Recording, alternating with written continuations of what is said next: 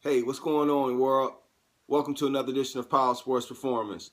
Today I want to talk to you guys about something that's along the lines of what I normally speak on, which is nutrition, health, vitamins, minerals, nutrients, macronutrients. So we're going to step outside the box a little bit, take a step away from training, and focus on aspects that can help you become a better athlete within the kitchen and at home. So if you're at home, I want you to take a look in your cabinet, take a look in your refrigerator, and I want you to check to see which products you have are organic or inorganic.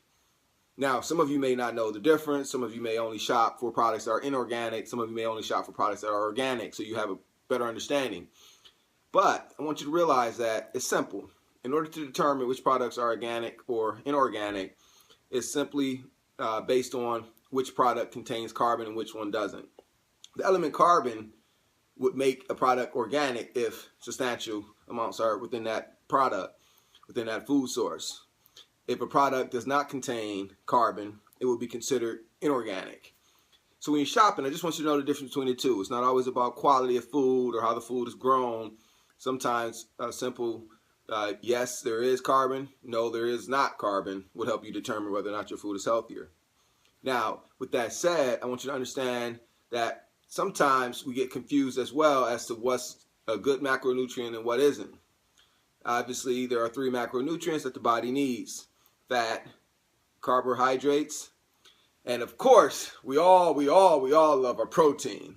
So, with carbohydrates, simply water and hydrogen mixed with carbon, so you have carbohydrates. Now, with that said, there's also products within protein, fat, that also would be considered organic as well, containing carbon. Now, between those three macronutrients, I want you to understand there are sources that are good for you and sources that are not bad for you. So even though those three are sometimes categorized as being healthy, separately, you can look for ways to distinguish which particular macronutrient is more healthier. So for instance, if you're looking for carbohydrates that are healthy, certain starches are obviously good for you. You can also look for those that are what they call fast digesting, slow digesting, depending on what time of day you're trying to eat or what time of day you're going to work out. Also with carbohydrates, you have to understand a lot of your carbohydrates that you consume will indeed be used for energy.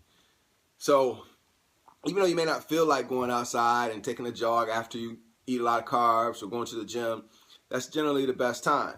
You'll use that as fuel, as you would your lipids, your fat. Most healthy fat can be in the form of triglycerides. You can also have different forms of fat within your body that will also serve as fuel sources. Same goes for protein, which is simply an amino acid that you use to help build muscle. So it's a building block for muscles. Also a fuel source, but in that order. So carbs, fat, protein. Now I ask you this, with that said, vitamins and minerals are also important. Vitamins being organic, minerals being inorganic. Vitamins A, D, E, and K are all water soluble. Vitamins C and B, fat soluble. The vitamins and nutrients in your diet. Now, so make sure you guys are checking your cabinets often to see what's in there, see what products you're eating. Become more aware, become more conscious, make smarter decisions. That way you can supplement your training with